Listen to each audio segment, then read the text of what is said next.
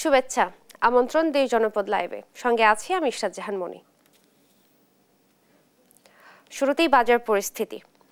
ছুটির দিনের বাজার পরিস্থিতি জানাতে এই মুহূর্তে রাজধানীর কারওয়ান বাজার থেকে যুক্ত হচ্ছেন সহকর্মী সাদ আহমেদ। সাদ, আপনি তো বাজারে রয়েছেন, বাজারে সবজি সহ অন্যান্য নিত্যপণ্যের সরবরাহ ও দরদাম কেমন দেখছেন জানাবেন। আমি এখন আছি রাজধানীর কারওয়ান বাজারে। আমরা সকাল থেকেই কিন্তু কারওয়ান বাজার ঘুরে যেটি দেখতে পেয়েছি, সবজির দাম কিন্তু অনেকটাই চড়া দামে বিক্রি হচ্ছে। বিক্রেতারা যেটি বলছেন যে বেশ কিছুদিন বৃষ্টি থাকায় কিন্তু সবজি কিন্তু তাদের সরবরাহ কম, অর্থাৎ ঢাকায় যে সবজি আসছে সেটি কিন্তু তুলনামূলক কম আসার কারণে কিন্তু তাদের দাম বৃদ্ধির কিন্তু অজুহাত কিন্তু তারা দিচ্ছে। অন্যদিকে বিক্রেতারা বলছেন যে, অর্থাৎ সাধারণ ক্রেতা যারা রয়েছেন তারা যেটি বলছেন যে কোনো সবজি আসলে 100 টাকা বা 60-70 টাকার নিচে না হয় তারা কিন্তু এক ধরনের অস্বস্তিতে রয়েছেন এবং তারা কিন্তু এটা এক ধরনের কষ্টে রয়েছেন, এমনটা কিন্তু তারা আমাদেরকে জানিয়েছেন। এবং আমি যদি একটু বলতে চাই যে পটল কিন্তু 60 টাকা বিক্রি হচ্ছে, সেই সঙ্গে করলা 70 টাকা, সেই সঙ্গে ভেন্ডি কিন্তু 60 টাকা, ঢেঁড়স যেটি রয়েছে সেটি কিন্তু 60 টাকায় বিক্রি হচ্ছে। অন্যদিকে পেঁপে কিন্তু 40 থেকে 50 টাকা বিক্রি হচ্ছে, অর্থাৎ সব সবজি কিন্তু বাড়তি দামে বিক্রি হচ্ছে, এমনটাই কিন্তু আমরা দেখতে পাচ্ছি পুরো বাজার ঘুরে। আরও একটি তথ্য যদি আপনাদেরকে দিতে চাই যে আজকে আমরা পুরো বাজার ঘুরে সবচেয়ে বেশি আশ্চর্য যে বিষয়টিতে হয়েছে সেটি হচ্ছে ডালের দাম দেখে, অর্থাৎ কেজি প্রতি কিন্তু ডাল কিন্তু 30 টাকা, অর্থাৎ কিছুদিনের ব্যবধানের মধ্যে কিন্তু 30 টাকা, অর্থাৎ 30 টাকা কিন্তু প্রতি কেজি ডাল, ভালো মানের যে ডালটি রয়েছে সেটি কিন্তু 30 বাড়তি, অর্থাৎ কেজি প্রতি 30 টাকা বাড়তি দামে কিন্তু বিক্রি হচ্ছে।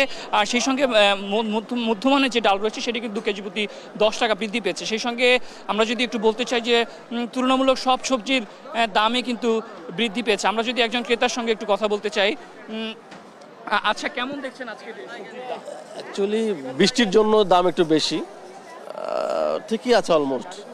এই সময় একটু দাম হবেই, কারণ এখন তো মানে মাঠে ময়দানে সব জায়গায় পানি, তাই না? সেই হিসাবে খুব যে বেশি অন্য বছরের তুলনায় তা না, মোটামুটি আছে, তাও একটু বেশি এই আর কি। যেমনটা শুনতে পাচ্ছেন তিনি যেটি বলছেন যে বৃষ্টির কারণে উৎপাদন থেকে শুরু করে সরবরাহ সব কিছুই কম থাকায় অর্থাৎ নিত্যপণ্যীয় যে সবজি, নিত্য প্রয়োজনীয় যে সবজি সেগুলির দাম কিন্তু বৃদ্ধি পেয়েছে, অর্থাৎ সব ধরনের সবজির কিন্তু কেজি প্রতি আমরা এখানে আসার পর দেখতে পেয়েছি যে 5 থেকে 10 টাকা বৃদ্ধি পেয়েছে। সেই সঙ্গে কাঁচামরিচ কিন্তু বিক্রি হচ্ছে কিন্তু 140 টাকায়। সেই সঙ্গে যদি মাছ মাংসের কথা যদি বলতে চাই, মাছের দামও কিন্তু বৃদ্ধি পেয়েছে এবং যেহেতু ইলিশের মৌসুম চলছে, ইলিশ কিন্তু কেজি প্রতি 2700 থেকে, অর্থাৎ যেগুলো 1 কেজি সাইজের ইলিশ সেগুলো কিন্তু 2700-2800 টাকায় বিক্রি হচ্ছে। অন্যদিকে নাগালের সাধ্যে যেগুলো রয়েছে তেলাপিয়া, পাঙ্গাস, সেগুলো কিন্তু কেজি প্রতি 200 থেকে 220 টাকা দরে কিন্তু বিক্রি হচ্ছে। সেই সঙ্গে মাছের পাশাপাশি কিন্তু ব্রয়লার মুরগির দামও কিন্তু বৃদ্ধি পেয়েছে। আমি যদি আরেকজন ক্রেতার সঙ্গে একটু কথা বলতে চাই, আচ্ছা বাজার ঘুরে সবজির দাম আপনার কাছে কেমন মনে হয়? বুঝলাম না তো আমি, সবজির দাম কেমন মনে হচ্ছে? সবজির দাম মোটামুটি দাম বেশি বর্তমান এখন। কেন বেশি মনে হচ্ছে, কি কারণে দাম? কি হয় যে বৃষ্টি মিষ্টিতে মেঘ বৃষ্টিতে আবাদ সাবাদ হইতেছে না, মানে করে পানি বন্যা এর লেগেল মানে করে ক্ষয়ক্ষতি হয়েছে। অন্যদিকে আমরা যদি একজন বিক্রেতার সঙ্গে একটু কথা বলতে চাই যে আচ্ছা জিনিসপত্রের দাম অনেকটাই বাড়তি বলছেন ক্রেতারা, আপনার কি মনে হচ্ছে কেন বাড়তি দামে বিক্রি? এটা হচ্ছে যে আপনার বর্ষাকাল, তো বর্ষাকালে অনেক সময় ক্ষেত কামারি মনে করেন নষ্ট হয়ে যায়, এই কারণে বর্ষার কারণে একটু দাম বেশি। যখন যদি আবার 1 লাগার 15-20 দিন খরা হইলে আবার নিয়ন্ত্রণে আসে পড়বে। তো যেমনটি শুনতে পাচ্ছিলেন তারা যেটি বলছেন যে অতিবৃষ্টির কারণে কিন্তু সরবরাহ বা উৎপাদন দুটোই কমে গিয়েছে। তারা যেটি বলছেন যে বৃষ্টি কমে গেলে কিন্তু আবার দাম স্থিতিশীল হবে, এমনটি কিন্তু তারা বিক্রেতারা কিন্তু আমাদেরকে জানাচ্ছেন। তো এই ছিল রাজধানীর কারওয়ান বাজার থেকে আমার কাছে সর্বশেষ। ধন্যবাদ আপনাকে। রাজধানীর কারওয়ান বাজার থেকে বাজার পরিস্থিতি জানাচ্ছিলেন সহকর্মী সাদ আহমেদ। চট্টগ্রামের নিত্যপণ্যের বাজারে চরম অস্বস্তি। প্রতিদিনই বাড়ছে শাকসবজি, মাছ ও মাংসের দাম। সেখানকার বাজার পরিস্থিতি জানাতে বন্দরনগরীর কর্নেলহাট বাজার থেকে যুক্ত হচ্ছেন সহকর্মী আজিজা হক পায়েল। পায়েল, বাজারের বর্তমান পরিস্থিতি কেমন দেখছেন, আর মূল্য বৃদ্ধির ফলে সাধারণ মানুষের উপর কি প্রভাব পড়েছে জানাবেন। ঈশা যেমনটি বলছিলেন, চট্টগ্রামে নতুন করে বাড়ছে নিত্যপণ্যের বাজার দর। টানা বছরের কারণে গত সপ্তাহ বৃদ্ধি ছিল চট্টগ্রামে সবকিছু নিত্যপণ্যের বাজার দর। তবে এক সপ্তাহের ব্যবধানে এখনো কোনো ধরনের নিত্যপণ্যের বাজার দর নিয়ন্ত্রণে আসেনি এবং আরো 50 থেকে 100 টাকা পর্যন্ত বাজার দর বেড়েছে বলে জানা যাচ্ছে। শাকসবজির বাজার থেকে শুরু করে মাছ, মাংস সবকিছু করে এই প্রভাব পড়েছে। সেই সাথে চাল, ডাল শুরু করে তেলের দামও বেড়েছে বলে জানা গিয়েছে। সেই সাথে আমরা এখানে যারা ক্রেতারা আসছিলেন তাদের সাথে কথা বলেছি, তারা জানিয়েছেন যেভাবে চট্টগ্রামে নিত্যপণ্যের বাজার দর বাড়ছে, সাধারণ ক্রেতাদের ক্রয় ক্ষমতার বাইরে চলে যাচ্ছে এমনটি জানিয়েছেন। তারা আরো জানিয়েছেন খুব দ্রুত সময়ের মধ্যে বাজার দর নিয়ন্ত্রণ মনিটরিং না হলে সকলের কষ্টের বাড়তে পারে বলে জানিয়েছেন তারা। তারা জানিয়েছেন মাছের দাম দিন দিন আরো বাড়ছে, মাছের দর একেবারে নিয়ন্ত্রণে আসছে না এমনটি আমাদেরকে জানিয়েছেন। চট্টগ্রাম বাজারে মাছের সরবরাহ থাকলেও মাছের প্রচুর সকল প্রজাতির মাছের দাম বেড়েছে এমনটাই আমরা জানতে পেরেছি। একটু আমরা জানার চেষ্টা করব মাছের দর এতটা বৃদ্ধি পাচ্ছে কেন, একটু জানাবেন। মাছের দর এত বৃদ্ধি পাচ্ছে কেন? মাছের ওয়েদার খারাপ, সাগরের অবস্থা এখন বর্তমান খারাপ চলতেছে, তাই মাছ কম পাওয়া যাচ্ছে। এই জন্য মাছের দাম একটু বেশি। আজকে দীর্ঘদিন এক সপ্তাহ ধরে মাছের দাম একটু বেশি। আমরা কাস্টমার দিয়ে শান্তি পাচ্ছি না, আমরা বেশি শান্তি পাচ্ছি না। আরে কেনার সাথে বিক্রির সাথে কোনো ফরক মিল হচ্ছে না। ছোট ছোট ইলিশ মাছ এগুলো এখন বর্তমান 2000 টাকা কেজি, 250 টাকা কেজি কিনে আনতে হয়, 2000 টাকা বিক্রি করতে হয়। এখন মাছের সময় সরকারের একটা জিনিস দাবি, কেন মাছের দাম বাড়তি, কেন এটার জন্য আমরা প্রতিবাদ করতে চাই। সাগরের মাছের দাম কেন বাড়তি হচ্ছে? যেমনটি শুনছিলেন, এখন ভরা মৌসুম রয়েছে ইলিশের। এই ভরা ইলিশ মৌসুমেও ইলিশ মাছ এখন একেবারে ক্রয় ক্ষমতার বাইরে, একেবারে মধ্যবিত্তদের নাগালের বাইরে এমনটাই বলা যায়। বাজারে তেমন একটা ইলিশ চোখে পড়ছে না। অন্যান্য যে মাছগুলো আমরা দেখতে পাচ্ছি সকল মাছের দাম বেড়েছে। আসলে ঘন্টার মধ্যেই চট্টগ্রামে মাছের দাম বৃদ্ধি পাচ্ছে, কারণ গত সপ্তাহের তুলনায় আরো 50 থেকে 100 টাকা মাছের দাম বৃদ্ধি পেয়েছে বলে জানা গেছে। চট্টগ্রামে আসলে সকল প্রকারের শাকসবজি থেকে শুরু করে সবকিছুরই দাম বৃদ্ধি রয়েছে। বরবটি 80 টাকা এবং বেগুন 100 টাকা, টমেটোর দাম বেড়েছে 150 থেকে 160 টাকা। বলা যায় আসলে প্রতিদিনের ব্যবধানে চট্টগ্রামে সবকিছুর দাম আকাশ ছোঁয়া। ধন্যবাদ আপনাকে। চট্টগ্রাম থেকে সেখানকার বাজার পরিস্থিতি নিয়ে বিস্তারিত জানাচ্ছিলেন সহকর্মী আজিজা হক পায়েল। নওগাঁর বাজারে বর্তমানে চালের দাম স্থিতিশীল, মশলার দামও অনেকটা অপরিবর্তিত। এ নিয়ে আরো বিস্তারিত জানাতে নওগাঁ থেকে সরাসরি যুক্ত হচ্ছেন সহকর্মী কাজী কামাল হোসেন। কামাল, আপনি তো বাজারে রয়েছেন, তো বাজারের পরিস্থিতি কেমন দেখছেন জানাবেন। ইশরাত, নওগাঁয় নিত্য পণ্যের মধ্যে বিশেষ করে মশলার যে বাজার যদি আমি বলি, নওগাঁয় মশলার বাজারের দাম মোটামুটি এখন অনেকটাই স্থিতিশীল বলা চলে। বিশেষ করে ঈদের মধ্যে যে মশলার যে ঊর্ধ্বগতি ছিল সেই গতিটা তেমনটা কমে নাই, সেই বর্ধিত দামেই বিক্রি হচ্ছে। এবং একই অবস্থা চালের বাজারের ক্ষেত্রে। আমি আজকের যদি চালের পাশাপাশি মশলার কথা বলি, মশলা আজকে জিরার বাজারটা অনেকটা স্থিতিশীল এবং কিছুটা কমেছে।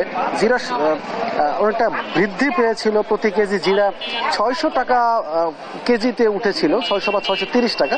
সেটা আজকের বাজারে বিক্রি হচ্ছে 550 টাকা কেজি। এছাড়া সাদা ফল বিক্রি হচ্ছে প্রতি কেজি 4200 থেকে মান ভেদে 4600 টাকা। কালো এলাচ যেটা সেটি বিক্রি হচ্ছে 2800 টাকা। দারুচিনি বিক্রি হচ্ছে 460 থেকে 480 টাকা। লং বিক্রি হচ্ছে 1350 টাকা। আদা 130 থেকে 140 টাকা। এছাড়া রসুন 90 থেকে 100 টাকা। পেঁয়াজ 66 থেকে 68 টাকা। আর যদি চালের বাজারের কথা বলি, মোটামুটি জিরা চাল সেই ঈদের মধ্যে যে দামটা বৃদ্ধি পেয়েছিল মানভেদে 75 থেকে 80 টাকা কেজি, এবং কাটারি একই দাম মোটামুটি 76 থেকে 80 টাকা। এছাড়া সুফলতা বিক্রি হচ্ছে 64 থেকে 68 টাকা। স্বর্ণা বিক্রি হচ্ছে 58 থেকে 60 টাকা। 28 এবং 29 জাতের যেটা মোটা চাল বলা চলে সেটা বিক্রি হচ্ছে মাঝারি এটা 65 থেকে 68 টাকা। এছাড়া অন্যান্য চালের যে দাম, বিশেষ করে আতপ চাল যেটা, সেটার দাম মোটামুটি স্থিতিশীল রয়েছে। সবকিছু মিলে মোটামুটি বলা চলে যে চালের এবং মশলার বাজার সেই অনেকটাই স্থিতিশীল হয়েছে। আগের যে দামে বিক্রি হতো সেই দামের ক্ষেত্রে মোটামুটি একটা স্থিতিশীলতা আছে, নতুন করে দাম তেমন একটা বৃদ্ধি পায়নি। তবে তারপরেও মোটামুটি এই বাজারের ক্ষেত্রে বাজার মনিটরিংয়ের উপরে জোরদার করার দাবি জানিয়েছে বিশেষ করে ভোক্তা সাধারণ। কারণ যে দামটা বৃদ্ধি পেয়েছিল সেই দামটা মূলত কমে নাই। পাশাপাশি চাল আমদানির কথাও বলা হয়েছিল যে চাল আমদানির কারণে সে আমদানির ক্ষেত্রে যে একটা প্রভাব পড়া, সেটাও তেমন একটা প্রভাব পড়েনি। তো নওগাঁর এই মশলা এবং চালের বাজার থেকে আমার কাছে এমনটিই ছিল। ধন্যবাদ আপনাকে। নওগাঁ থেকে সেখানকার বাজার পরিস্থিতি জানাচ্ছিলেন সহকর্মী কাজী কামাল হোসেন। ব্রাহ্মণবাড়িয়ায় সব ধরনের শাকসবজির দাম লাগামহীনভাবে বাড়ছে, সেই সঙ্গে বাড়ছে অন্যান্য নিত্যপণ্যের দরও। এ নিয়ে আরো জানাতে ব্রাহ্মণবাড়িয়া থেকে যুক্ত হচ্ছেন সহকর্মী মেহেদী নূর পরশ। পরশ, সবজির দাম বৃদ্ধির কারণ কি আসলে, এবং এ নিয়ে ক্রেতা বিক্রেতারা কি বলছেন জানাবেন। আপনাকে জানিয়ে রাখি, গেল কয়েক সপ্তাহ ধরে যে ব্রাহ্মণবাড়িয়ার শাকসবজির দাম লাগামহীনভাবে বেড়েছে। প্রতিটি শাকসবজি কেজি প্রতি 20 থেকে 30 টাকা করে বেড়েছে। এছাড়া কিছু কিছু শাকসবজি যে রয়েছে দ্বিগুণ হারে কিন্তু বেড়েছে দাম। তো আমি সকাল থেকে বিভিন্ন বাজার করেছি, শাকসবজির বাজার করে যে তথ্য পেয়েছি, মূলত এখানে যে মরিচ কিন্তু আপনার যে গত 2 সপ্তাহ আগে যে ছিল 160 টাকা, এখন বিক্রি হচ্ছে 240 টাকা কেজি। এছাড়া যে ধনিয়া পাতা ছিল, ধনিয়া পাতা বিক্রি হচ্ছে 250 টাকা কেজি। এছাড়া যে টমেটো ছিল 120 টাকা, তা এখন বিক্রি হচ্ছে 160 টাকা কেজি। এছাড়া যে বেগুন রয়েছে, বেগুনও 70 টাকা থেকে বেড়ে 100 টাকা কেজি বিক্রি হচ্ছে। এছাড়া যে সিম রয়েছে, সিম 240 টাকা কেজি বিক্রি হচ্ছে। তো মূলত বাজারে যারা ক্রেতারা রয়েছেন তারা বাজার করতে এসে কিন্তু অনেকটাই হাসপাস অবস্থায় তারা দেখা যাচ্ছে। মূলত যেসব যে শাকসবজি কোনটা কিন্তু ক্রেতাদের নাগালের বাইরেনি, তারা কিন্তু যে বাজার তালিকা তারা কাটছাট করে কিন্তু সীমিত পরিসরে তারা তাদের শাকসবজি কিনতে আসছেন। তো আমি যে বাজারটিতে রয়েছি এটিতে হচ্ছে একটি পাইকারি বাজার। এই বাজারটিতে মূলত যে পাইকারি ভাবে সব ধরনের শাকসবজি বিক্রি করা হয়ে থাকে। এছাড়া যে জেলা শহর ছাড়া আশেপাশের বিভিন্ন উপজেলা থেকে এখান থেকে বিভিন্ন যে বিক্রেতা রয়েছেন তারা কিন্তু এখান থেকে যে তাদের শাকসবজি কিনে নিয়ে বিক্রি করে থাকেন। তো আমি বাজারে এসে যেমনটা দেখেছি যে এখানে শাকসবজি মূলত এই যে টানা কয়েকদিন অতিবৃষ্টি এবং তীব্র গরমের কারণে কিন্তু তাদের আমদানি কম হয়েছে বলে কিন্তু শাকসবজি দাম বেড়েছে বলে এখানকার যারা বিক্রেতা তারা আমাকে জানিয়েছেন। তো মূলত সব বলা যায় যে এখানে শাকসবজি থাকলেও কিন্তু সবকিছুর দামই কিন্তু বেড়েছে কেজি প্রতিতে 20 টাকা 30 টাকা করে। তো যে যারা বিক্রেতা রয়েছেন, বিক্রেতারা বলছেন যে বেশ কিছুদিনের মধ্যে যদি আমদানি ভরপুর থাকে তাহলে কিন্তু দাম কমে যায় বলে আমাকে জানিয়েছেন। তো বাজারে বেশ কয়েকজন যে ক্রেতা রয়েছে তারা আমাকে জানিয়েছেন যে তাদের যে বাজারের যে তালিকা যে বাজেট নিয়ে আসেন তারা কিন্তু সেই পরিমাণ বাজেটে কিন্তু তাদের শাকসবজি কেনার পরে কিন্তু আর পণ্য কিন্তু তারা কিনতে পারছে না। সেজন্য কিন্তু তারা বাজার মনিটরিং কিন্তু তারা দাবি জানিয়েছেন। তো এই বিষয়ে যে ভোক্তা অধিদপ্তর আমাকে জানিয়েছেন তারা কিন্তু বাজার মনিটরিং করছেন, যদি কে মজুত রেখে যদি দাম বাড়িয়ে থাকে তাদের বিরুদ্ধে তারা ব্যবস্থা নেবেন বলে আমাকে জানিয়েছে। তো শাকসবজির বাজার দর নিয়ে ছিল আমার কাছে সর্বশেষ। ধন্যবাদ আপনাকে। ব্রাহ্মণবাড়িয়ার বাজার পরিস্থিতি জানাচ্ছিলেন সহকর্মী মেহেদী নূর পরশ। সাপ্তাহিক ছুটির দিনে ক্রেতা বিক্রেতাদের উপস্থিতিতে জমে উঠেছে চাঁদপুরের মাছ বাজার। তবে বাজারে পর্যাপ্ত দেশীয় মাছ থাকলেও দাম চড়া। 1 কেজি ওজনের ইলিশ বিক্রি হচ্ছে 2500 টাকায়। এ নিয়ে আরো বিস্তারিত জানাতে চাঁদপুর থেকে সরাসরি যুক্ত হচ্ছেন সহকর্মী শরীফ আহমেদ। শরীফ, জানাবেন যে পর্যাপ্ত দেশীয় মাছ থাকা সত্ত্বেও দাম কেন এত বেশি, আর এর পেছনে কোনো সিন্ডিকেট কাজ করছে কিনা জানাবেন। আজ সাপ্তাহিক ছুটির দিন। এই সাপ্তাহিক ছুটির দিনে চাঁদপুরের মাছের বাজার কিন্তু জমে উঠেছে। আমি সকাল থেকে রয়েছি চাঁদপুর মাছঘাটে। এখানে দেশের বিভিন্ন প্রান্ত থেকে ক্রেতারা এসেছেন। এখন আমরা দেখেছি চাঁদপুর মাছঘাটে প্রচণ্ড ভিড়। আজকে কিন্তু ইলিশের সরবরাহ কম। ইলিশের সরবরাহ কম থাকায় কিন্তু দাম কিছুটা বেড়েছে। 1 কেজি সাইজের যে ইলিশ রয়েছে সেটি বিক্রি হচ্ছে 2500 থেকে 2600 টাকা, আর 800 গ্রামের যে ইলিশ সেটি বিক্রি হচ্ছে 2100 থেকে 2200 টাকা, আর 600 গ্রামের যে ইলিশ সেটি বিক্রি হচ্ছে 1600 থেকে 1700 টাকা। আমি দেশের বিভিন্ন প্রান্ত থেকে এই ঘাটে তাজা ইলিশ কিনতে আসা ক্রেতাদের সাথে কথা বলেছি। তারা আমাকে জানিয়েছেন যে আসলে ইলিশের মৌসুমেও ইলিশের দাম চড়া থাকায় কিন্তু তারা স্বাচ্ছন্দ্যে ইলিশ ক্রয় করতে পারছেন না। অপরদিকে এখানে যারা বিক্রেতা রয়েছেন তাদের সাথেও আমি কথা বলেছি। তারা বলছেন ইলিশের সরবরাহ কম থাকায় কিন্তু তারা এখানে ইলিশের সরবরাহ যদি বাড়ে এবং কমে তো এর উপরই কিন্তু ইলিশের দামের উঠানামা করে। এখন ইলিশের সরবরাহ কম থাকায় দাম কিছুটা বেড়েছে। তো তারা আশা করছেন আগামী দিনে যদি ইলিশের সরবরাহ বাড়ে তাহলে দাম কিছুটা কমে আসবে। আরেকটু খবর আমি আপনাকে স্টার জানিয়ে রাখি, চাঁদপুরের বাজারগুলোতে কিন্তু পর্যাপ্ত দেশীয় মাছ রয়েছে। দেশীয় মাছ থাকা সত্ত্বেও কিন্তু চড়া দামে মাছগুলো বিক্রি হচ্ছে। 1 কেজি সাইজের যে কাতল মাছ সেটি আজকে বিক্রি হচ্ছে 350 থেকে 450 টাকা, আর রুই মাছ বিক্রি হচ্ছে 250 থেকে আকার 350 টাকা। চিংড়ি মাছ বিক্রি হচ্ছে 1200 থেকে 1300 টাকা।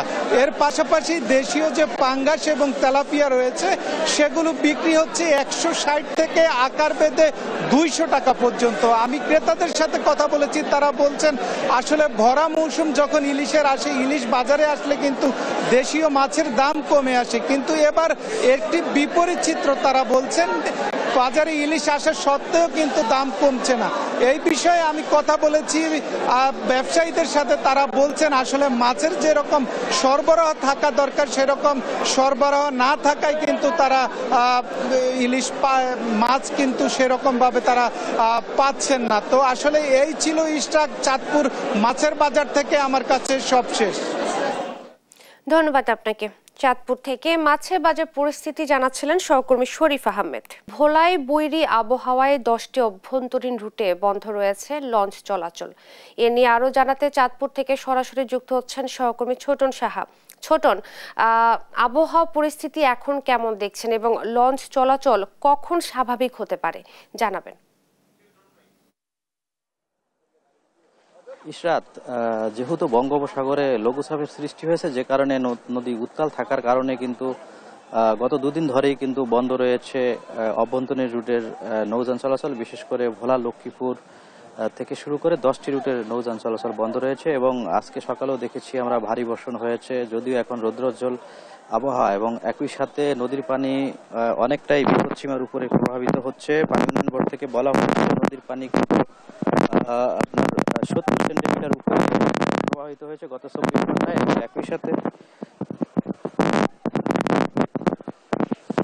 এবং একই সাথে আমরা দেখেছি যে নদীর পানি বৃদ্ধির ফলে নদী উত্তাল রয়েছে এবং যে কারণে এবং আমরা জেনেছি যে রয়েছে সেগুলো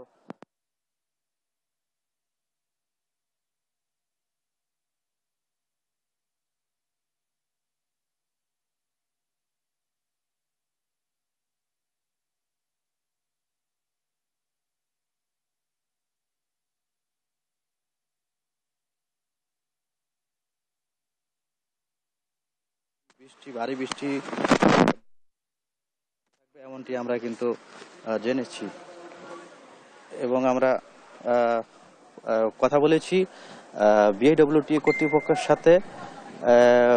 বিআইডব্লিউটি এর কর্তৃপক্ষ বলছিল যে যেহেতু নৌবন্দরে 1 নম্বর এবং সমুদ্রে 3 নম্বর সতর্কতা সংকেত রয়েছে, সেজন্য কিন্তু পরবর্তী নির্দেশ না দেওয়া পর্যন্ত দুর্ঘটনার ঝুঁকি এড়াতে এই নৌযান চলাচল বন্ধ রাখা হয়েছে। এবং তারা বলছিলেন যে এই সতর্কতা সংকেত যদি নামিয়ে দেওয়া হয় সেক্ষেত্রে কিন্তু নৌযান চলাচল শুরু হবে। আমরা ঘাটে দেখেছি যে বিপুল সংখ্যক যাত্রীরা কিন্তু ঘাটে এসে কিন্তু তারা অনেকেই ফিরে গেছেন, অনেকেই আবার অপেক্ষা করছেন কখন নৌযান চলাচল শুরু হবে এবং তখন তারা যাতায়াত করতে পারবে না, এমনটি কিন্তু আমরা জেনেছি। এবং একই সাথে এই যে বৈরী ভাবের কারণে যে নদীর পানি বৃদ্ধি, যার ফলে উপকূলীয় যে সমস্ত বাঁধের বাইরে নিচু এলাকা রয়েছে সেগুলো কিন্তু গতকালও আমরা দেখেছি প্লাবিত হয়েছে, এবং একই সাথে আজকেও দুপুর নাগাদ জোয়ার এলে সেই সমস্ত এলাকায় কিন্তু প্লাবিত হওয়ার সম্ভাবনার কথা কিন্তু পানি উন্নয়ন বোর্ড থেকে বলা হয়েছে। যেহেতু একই সাথে বৈরীভাব এবং অন্যদিকে অমাবস্যার যে প্রভাব, এ কারণে সাধারণত প্রাকৃতিকগতভাবেই নদীর পানি উত্তাল থেকে থাকে, এমনটি আমরা জেনেছি পানি উন্নয়ন বোর্ডের পক্ষ থেকে। তো আমরা আরও যে তথ্য জেনেছি যে উপকূলের যে সমস্ত ঘাটগুলো রয়েছে সেই ঘাটে কিন্তু বেশিরভাগ, বিশেষ করে সমুদ্রগামী যে সমস্ত ট্রলার রয়েছে সেগুলো কিন্তু নিরাপদ আশ্রয়ে আনা শুরু হয়েছে, এবং কেউ কেউ আবার দুর্যোগ উপেক্ষা করেই কিন্তু নদীতে মাছ শিকারে যাচ্ছেন। যদিও জেলা প্রশাসন থেকে, উপজেলা প্রশাসন থেকে এই সমস্ত ট্রলার এবং নৌকাগুলোকে নিরাপদে আসতে বলা হচ্ছে। তো বলা যায় এখন যে অবস্থা, সর্বশেষ যে পরিস্থিতি, এখন রৌদ্র উজ্জ্বল আবহাওয়া হলেও জেলার কিছু কিছু এলাকায় কিন্তু বৃষ্টিপাত হচ্ছে, এমনটি আমরা জেনেছি, যার ফলে কিন্তু মানুষজন অনেকটা দুর্ভোগে পড়ছেন। তো এ ছিল আমার কাছে আজকের আবহাওয়া পরিস্থিতি নিয়ে সর্বশেষ তথ্য। ইশরাত, ধন্যবাদ আপনাকে। ভোলা থেকে বৈরী আবহাওয়া পরিস্থিতির খবর জানাচ্ছিলেন সহকর্মী ছোটন সাহা। মানিকগঞ্জ ফেরি ঘাটের 3টি ঘাটের মধ্যে সচল রয়েছে একটি, বাকি দুটির কিছুটা সংস্কার কাজ শেষে একটি করে পকেট গেট খুলে কোনো রকমে চলছে যানবাহন পারাপার। বিস্তারিত জানাতে যুক্ত হচ্ছেন সহকর্মী আব্দুল আলিম। আলিম, যানজট কিছুটা কমেছে কিনা এবং ঘাটের সার্বিক পরিস্থিতি কেমন দেখছেন জানাবেন। ইশরাত, দেশের দক্ষিণ পশ্চিমাঞ্চলের 21 জেলার অন্যতম প্রবেশপথ এই পাটুরিয়া দৌলতদিয়া নৌরুট। এই নৌরুট দিয়ে কিন্তু দেশের দক্ষিণ পশ্চিমাঞ্চলের যে মানুষজন এবং যে যানবাহনগুলো সেগুলো চলাচল করে। তার পদ্মা সেতু চালু হওয়ার পরে কিছুটা কমলেও কিন্তু এই ঘাট দিয়ে কিন্তু বেশিরভাগ মানুষ পারাপার হয়ে থাকে। তো এই গত কয়েকদিন যাবৎ পদ্মার পানি বৃদ্ধি এবং তীব্র স্রোতে 5টি ঘাট কিন্তু ভাঙনের শিকার হয়। তো 2টি ঘাট বালু ব্যবসায়ীরা দখল করে, পর 1, 3 নম্বর, 4 নম্বর এবং 5 নম্বর এই ঘাট দিয়েই এই ফেরি চলাচল করতো এবং যানবাহন এবং যাত্রী পারাপার করতো। তো আমরা গত কয়েকদিন এই 4 নম্বর ঘাট এবং 5 নম্বর ঘাট ভাঙনের শিকার হয়। তো 3 নম্বর ঘাটটিও ভাঙনের শিকার হলেও 3 নম্বর ঘাটটি শুধুমাত্র সচল রয়েছে। তো বাকি যে 4 নম্বর এবং 5 নম্বর ঘাট রয়েছে এই ঘাট দুটি কিছুটা মেরামত করে মাত্র একটি পকেট দিয়ে কোনো রকম ভাবে যানবাহন পারাপার করা হচ্ছে। তো এই কয়েকদিনের এই ভাঙনের শিকার হয়েছে এই প্রায় 15টি বাড়ি, একটি ফার্ম এবং কয়েকটি দোকানপাট নদীগর্ভে চলে গিয়েছে। তো স্থানীয়দের দাবি যে যদি বিআইডব্লিউটিএ এবং পানি উন্নয়ন বোর্ড এই বর্ষার আগেই যদি জিওব্যাগ ফেলে মেরামত করত তাহলে এই ভাঙনের শিকার হতো না, তো এই জনগণের হতো না। তো আমরা কথা বলেছি বিআইডব্লিউটিসি কর্তৃপক্ষের সাথে। বিআইডব্লিউটিসি কর্তৃপক্ষ যেটি বলছেন যে এই ঘাটে যে কয়েকদিনের যাবৎ যে বৃদ্ধি হয়েছে, তো এক্ষেত্রে পানি বৃদ্ধির কারণে এবং তীব্র স্রোতের কারণেই কিন্তু এই ভাঙনের শিকার হয়েছে এবং যে ফেরি চলাচল সেটি কিন্তু ব্যাহত হচ্ছে। তো আমরা বিআইডব্লিউটি এর যে নির্বাহী প্রকৌশলী নেপাল দেবনাথ রয়েছে তার সাথে কথা বলেছি। তিনি যেটি বলেছেন যে অতিরিক্ত স্রোতের কারণেই এই যে ভাঙনের শিকার হয়েছে এবং এই ফেরি বিঘ্ন করছে। জিওব্যাগ ফেলে কোনো রকম ভাবে আপাতত ফেরি চলাচল স্বাভাবিক রাখার চেষ্টা করছেন। তো আমরা এ বিষয়ে যে স্থানীয় জনগণ তাদের দাবি যে এই যখন ভাঙন শুরু হয় তখনই শুধুমাত্র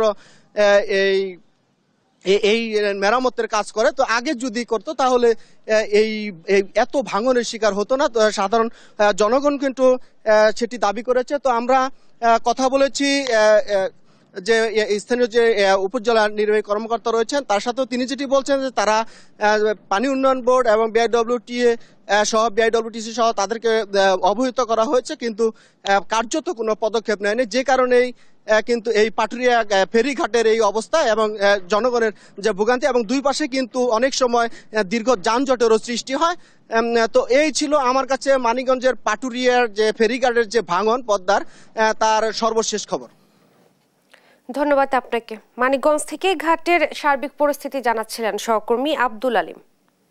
ময়মনসিংহ শিল্পকলা একাডেমি পাবলিক হলে ময়মনসিংহ দক্ষিণ জেলা বিএনপির উদ্যোগে বিএনপির নতুন সদস্য সংগ্রহ ও নবায়ন অনুষ্ঠিত হবে। এ নিয়ে বিস্তারিত জানাতে যুক্ত হচ্ছেন সহকর্মী ইলিয়াস আহমেদ। ইলিয়াস, অনুষ্ঠানটি শুরু হয়েছে কিনা এবং এ নিয়ে নেতাকর্মীরা কি বলছেন জানাবেন। ময়মনসিংহ দক্ষিণ জেলা বিএনপি নবায়ন আমরা নেতাকর্মীরা কিন্তু একেবারেই উৎসাহ উদ্দীপনার মধ্য দিয়ে কিন্তু এই অনুষ্ঠানে তারা জড়ো হয়েছে। জেলা শিল্পকলা একাডেমি থেকে এই অনুষ্ঠানটি অনুষ্ঠানটি নেতাকর্মীরা জানিয়েছেন যে জুমার নামাজের পূর্বেই কিন্তু শেষ হওয়ার কথা রয়েছে। তারা বলছেন যে এই অনুষ্ঠানটির মাধ্যমে কিন্তু বিএনপির যে তৃণমূল পর্যায়ে তাদের যে শক্তিশালী অবস্থান সেটি আরো চাঙ্গা হবে, সেই বিষয়টি কিন্তু তারা বলছিলেন। অর্থাৎ আমরা দেখছি যে একেবারেই প্রধান অতিথি হিসেবে উপস্থিত হয়েছেন শরীফুল আলম, সাংগঠনিক সম্পাদক ময়মনসিংহ বিভাগীয় বিএনপির। এছাড়াও অন্যান্য যে নেতৃবৃন্দ রয়েছেন তারা কিন্তু অংশগ্রহণ করেছেন। অর্থাৎ নেতৃবৃন্দরা বলছেন যে এই নবায়ন কার্যক্রমের মাধ্যমে তৃণমূল বিএনপি গতিশীল অবস্থা তারেক রহমানের 31 দফা সেটি কিন্তু আরো ত্বরান্বিত হবে, সেই বিষয়টি তারা বলছিলেন। আমরা দেখছি যে একেবারে দক্ষিণ জেলা বিএনপির জেলার মধ্যে যে উপজেলা রয়েছে, অর্থাৎ উপজেলা বিএনপির আহ্বায়ক সভাপতি যারা আছেন তারা কিন্তু অংশগ্রহণ করেছেন অনুষ্ঠানটিকে ঘিরে।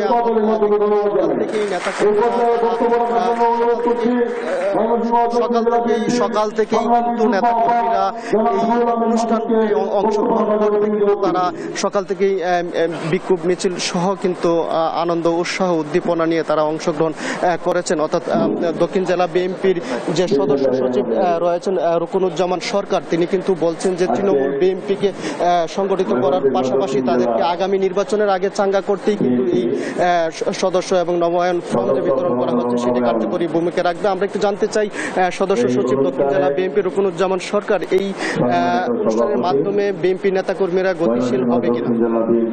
আজকে এটি সারা বাংলাদেশে আমাদের দীর্ঘদিন যাবৎ নতুন সদস্যপদ নবায়ন হয় না, এবং নতুন যারা বিভিন্ন অঙ্গ সংগঠন থেকে আমাদের বিএনপিতে এসেছে তাদের বিএনপিতে জন্য আমরা আমাদের একটা সাংগঠনিক কার্যক্রম নির্বাচনের পূর্বে দলকে গতিশীল করার জন্য সাংগঠনিক একটা ফেরমে আনার জন্য আমরা আশা করতেছি আমাদের 2 কোটি সদস্য সারা দেশে সংগ্রহ হবে।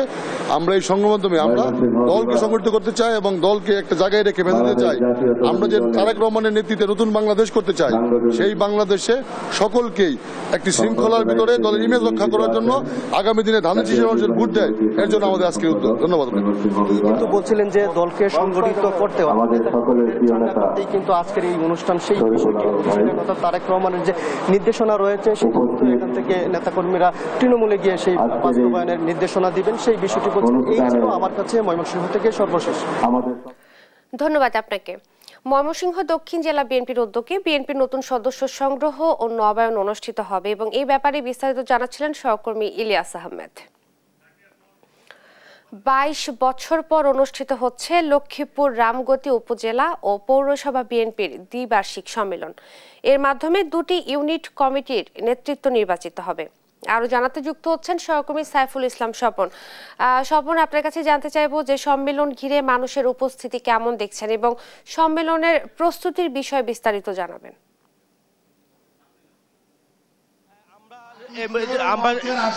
আমরা রয়েছি লক্ষ্মীপুরের রামগতি উপজেলা এবং পৌরসভার সম্মেলনে। এই সম্মেলনটি অনুষ্ঠিত হচ্ছে আজ থেকে 22 বছর পর ব্যাপক উৎসাহ সমস্যা হচ্ছে। আমরা এই মুহূর্তে কথা বলবো লক্ষ্মীপুর 4 আসনের রামগতি এবং কমলনগরের সাবেক এমপি এবং বিএনপি সহ কেন্দ্রীয় সহ বাণিজ্য বিষয়ক সম্পাদক আশরাফুদ্দিন নিজামের সাথে। আমরা যে 22 বছর পর যে রামগতি উপজেলাতে সম্মেলন হচ্ছে, এই উৎসাহ উদ্দীপনা এবং কিভাবে দেখতেছেন এবং আপনাদের সম্মেলনটাকে নেতাকর্মীরা কিভাবে নিচ্ছে? বিসমিল্লাহির রহমানির রহিম। দীর্ঘদিন পর স্বৈরাচার বিরোধী আন্দোলনে জননেতা তারেক রহমানের নেতৃত্বে এবং ছাত্র জনতার আন্দোলনের মাধ্যমে মুক্তি পাওয়ার পর স্বাধীন পরিবেশে লক্ষ্মীপুর জেলার রামগতি এবং রামগতি পৌরসভার এই দ্বিবার্ষিক সম্মেলন 2025, এই সম্মেলন থেকে আমার প্রিয় নেতা জননেতা তারেক রহমানকে অভিনন্দন জানাচ্ছি, শুভেচ্ছা জানাচ্ছি। আমাদের গণতান্ত্রিক আন্দোলনের প্রধান লক্ষ্য ছিল মানুষকে তার ভোটের অধিকার ফিরিয়ে দেওয়া, freedom of speech, freedom of justice মানুষের কাছে ফিরিয়ে দেওয়া, রাষ্ট্রের মালিকানা জনগণ, সেই জনগণের কাছে জনগণের অধিকার ফিরিয়ে দেওয়া। সেই লক্ষ্যে আমার নেতা জনাব তারেক রহমান বিশ্বাস করে দলের মধ্যে যদি গণতন্ত্র না থাকে রাষ্ট্রের গণতন্ত্র চাওয়া অবান্তর। সেই কারণে আমরা একদম গ্রাম থেকে শুরু করে গ্রাম, ইউনিয়ন, ওয়ার্ড, পৌরসভা, উপজেলা, আমাদের জেলা সম্মেলনের গত 6 মাস থেকে একদম জাতীয় ইলেকশনের মতো, নির্বাচনের মতো আমরা ভোটের মাধ্যমে নেতা নির্বাচন করেছি। আমরা বিশ্বাস করি আগামী দিনের যে গণতান্ত্রিক লড়াই, যে আন্দোলন, মানুষ অধিকার ফিরিয়ে দেওয়ার যে আকাঙ্ক্ষা জননেতা তারেক রহমানের, সেটা অবশ্যই এই সম্মেলনের মাধ্যমে আমরা পূরণ করব ইনশাআল্লাহ। দেশবাসীকে ধন্যবাদ। ধন্যবাদ। আমরা এই মুহূর্তে রয়েছি রামগতি এবং কমলনগর সম্মেলনে। আমরা যদি আপনাকে দেখাই এখানকার যে বিপুল সংখ্যক নারী কাউন্সিলর এবং পুরুষ কাউন্সিলর উপস্থিতি রয়েছে এবং 5 বছর পর যেহেতু সম্মেলন হচ্ছে, এই সম্মেলনে গৃহ উৎসব উদ্দীপনা বিরাজ করছে। ইরশাদ, এ ছিল লক্ষ্মীপুরের রামগতি উপজেলার সম্মেলন থেকে সর্বশেষ খবর। স্বপন, আপনাকে ধন্যবাদ। এই ছিল এখনকার দেশ জনপদ লাইভ। পরের বুলেটিন দেখার আমন্ত্রণ রইল। ধন্যবাদ সবাইকে।